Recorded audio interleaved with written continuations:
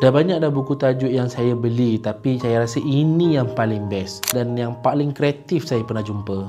Ini adalah buku ataupun kita panggil kad jari tajwid, yang mana kita ajar tajwid asas yang lengkap, dan tajwid ni adalah tajwid yang asas yang paling banyak kita baca dalam Quran kita. Kad ini sesuai untuk kita jadikan sebagai nota rujukan, sebab kad ni dia tak pakai banyak tulisan pun, dia hanya terangkan menggunakan roda saja. Ni roda ni kita boleh pusingkan roda ni. Dari tajwid ni kita fokus kepada 5 jari saja, sebab 5 jari ni kita mewakili 5 huruf VIP, 5 huruf penting: lam, mim, nun, mad, wa qaf.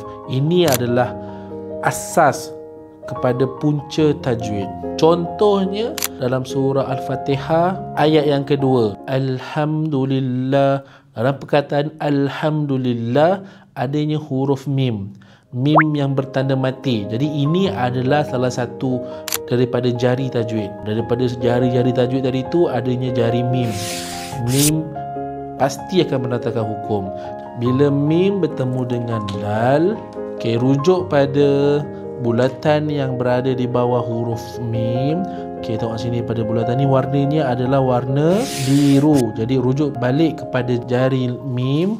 Hukum yang berwarna biru adalah izhar syafawi. Jadi maksud di sini kita kena jelaskan bunyi mim tanpa dengung. Jadi rujuk balik pada Quran kita tadi tu, surah Al-Fatihah ayat yang kedua, Jadi kita kena sebut alhamdu. Jangan dengungkan ham tu. Jadi tadi kita kena jelaskan bunyi mim. Cepat beli sekarang, boleh belajar dan main sekali dengan family. Check out sekarang sebab tengah ada diskaun ni.